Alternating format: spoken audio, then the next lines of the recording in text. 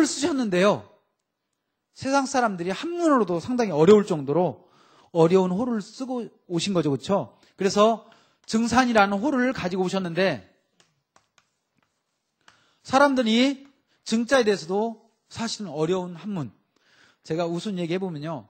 어떤 대학 교수님이 우리 증산도의 진리라는 책이 있어요. 그렇죠? 그 책을 가서 혹시 이 책을 읽어보신 적 있습니까? 하고 여쭤봤는데 이 증자를 못 읽어서요. 옆에는 이게 그냥 기와 와자거든요. 그래서 와산도 이렇게 읽었다는 일화가 있어요. 보면. 그만큼 이 증자가 바로 사실은 잘 접해보지 못하는 그런 한문이다. 이게 보면. 그렇지만 잘 읽어보시면 이게 어떻게 읽어야 되는 거예요? 시루증 이렇게 있는 거예요. 보면. 시루준 매산. 그러면 이렇게 도를 가지고 오시는 어려운 도를 가지고 오시는 이유가 있다 이거예요. 그냥 오시는 게 아니고 이 증산이라는 도에는 깊은 뜻을 담고 있어요. 이 증은 바로 시루죠. 시루를 상징한다는 건 바로 뭡니까? 여러분 시루하면 시루떡이 생각날 거예요. 그렇죠? 먹는 거 그렇죠? 한국 사람들 먹는 걸 아마 제일 먼저 떠오른다고 그래요. 보면. 그런데 이 시루떡은 또 의미가 있어요. 어느 때 쓰는 거예요? 우리가 고사를 지낼 때 쓰는 거예요. 보면. 고사는 바로 우리가 하늘에 계신 본래 문화는 바로 천재 문화, 하늘의 제사를 지내는 문화가 우리 세속으로 흘러오면서 고사 문화로 발전한 거거든요. 하늘에 계신 상제님께 제사를 봉행할 때 그 바로 떡이 시루떡이다 이거예요. 그런데 그분이 바로 이름이 바로 시루 증자를 가지고 오신다는 거. 일치하는 거죠. 그렇죠? 그래서 이 시루 증자의 존호를 가지고 오십니다. 이 시루는 바로 떡을 만들고 모든 걸 완성한다. 떡을 찢는다. 그런 의미를 담고 있어요. 여러분 오시면서 증산도 교육문화회관을 오시면서 와 건물 크다. 이 정도만 보셨죠? 유심히 보시면 또 뭘 봤습니까? 근데 건물 이쪽은 이렇게 둥글게 돼 있구나. 그게 상징하는 게 뭔지 아십니까? 바로 시루를 상징하고 있다 이거예요. 여러분은 지금 어디 안에 들어와 있어요? 시루 안에 들어와 있어요. 왜 들어와 있습니까? 우리들이 완성되기 위해서 푹 쪄서 신앙의 진리의 사상이 푹 있게 완성되게 그런 의미로 여러분들은 저와 함께 시루 속에 들어와 있어요. 보면. 그래서 시루는 바로 상임이 존호이면서도 깊은 의미로서 완성 그런 의미를 담고 있습니다. 그리고 우리가 이제 증산도 그거는 지금까지 인류가 기독교, 불교, 유교 이런 편협된 쪼가리 진리를 완성시키는 그런 의미의 바로 증산이란 도, 증산도를 통해서 모든 게 이렇게 통합되고 성숙된다는 그런 의미를 상징하고 있습니다. 그러면 두 번째, 인간으로 상제님이 왜 인간으로 오셔야 했는가? 이런 강세 사연에 대해서 한번 알아보도록 하겠습니다. 51절 보시면요. 진표는 나와 큰 인연이 있느냐. 이 부분 같이 한번 크게 읽어보도록 하겠습니다. 시작. 진표는 나와 큰 인연이 있느니라. 상제님께서 이 땅에 오시는데 그냥 오시는 게 아니다. 이게 보면. 여러분 있지 않습니까? 여러분이 어떤 도시를 여행하더라도 그곳에 아는 사람이 하나도 없어요. 갈 곳이 있습니까? 없습니까? 없다 이거에 보면 그 큰 도시가 허망하게 보일 때가 있다 이게 보면 여러분 어디에 가면 반드시 아는 사람을 통해서 가는 거예요. 그렇죠? 이게 인연인데 사람 인연인데 상님께서 이 땅에 오시는데도 그냥 오시는 게 아니에요. 그냥 오셔서 아무한테 찾아가서 내가 하나님이다 상제입니다 한다고 해서 그 사람이 제대로 알아볼 수 있겠습니까? 이 사람이 장난하나 이렇게 할 수 있죠. 그렇죠? 몰라본다 이거에 보면. 그런데 상제님을 애타게 기다려왔던 인연 있는 사람을 찾아가야만이 제대로 이렇게 소개하고 모시고 오르는 거죠. 그렇죠? 그 인연 있는 사람이 바로 누굽니까? 진표율사입니다. 보면.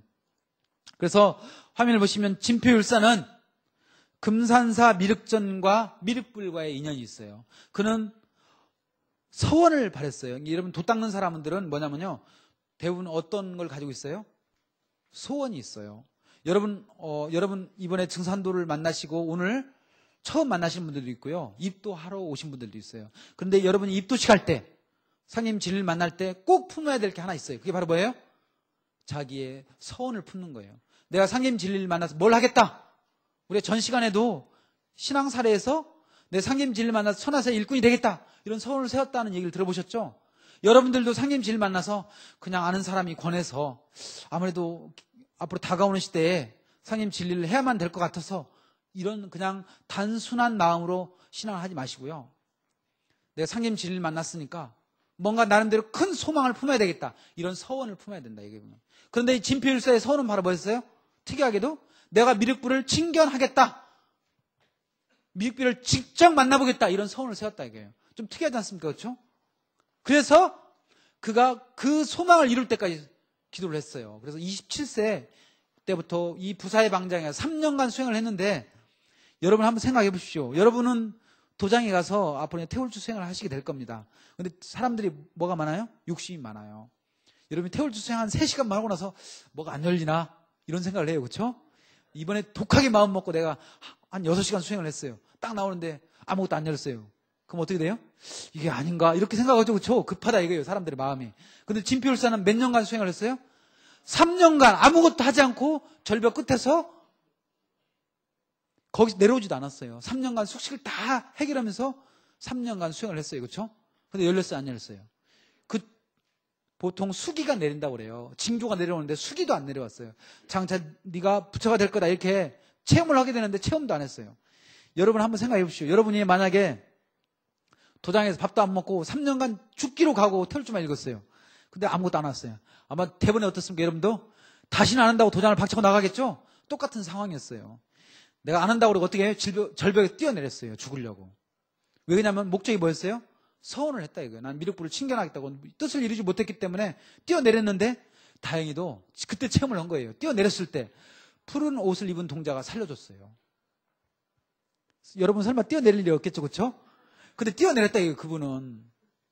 근데 증산도의 태울주는요. 워낙 상님께서 내려주신 바로 주문이기 때문에 여러분 며칠만 해도 그 바로 느낍니다. 빠른 사람 한두 시간만 해도 느껴요. 정말로. 그 수기를 받는다 이거예요. 장차 크게 열리겠다. 그런 이렇게 체험을 하게 된다 이거예요. 근데 진표율사는 그때 딱 살아나고 나서요. 내가 정성이 부족했나 보다 이렇게 생각하고 뭘로 했어요? 돌을 이렇게 들어가지고 막 팔을 찧어가면서 이렇게 팔다리를 이렇게 돌로 참회해가면서 이렇게 찧어가면서 수행을 했다 이거예요. 보면 망신창법으로 여러분 만약에 태울주가 이렇게 도력이 잘 안 열려가지고 돌로 이렇게 쪄면서 한번 수행해보라면 다 도망가겠죠. 그렇죠? 근데 스스로 그렇게 했어요. 그런데 7일 만에 손발이 다 떨어져 나왔어요. 그때 지장보살이 나타나서 치유해졌다 이거예요. 그러나 그는 수행을 멈추지 않았어요. 왜요? 미륵부를 뵙고자 했던 게 그의 소망이었어요. 21일간 그렇게 수행 정진해서 누굴 뵀어요? 미륵부처님을 직접 뵀다 이거예요. 근데 어떻게 뵀어요? 미륵부처님을 천상에 올라가서 뵀어요? 아니면 어떻게 된 거예요? 미륵부처님이 직접 오신 거예요.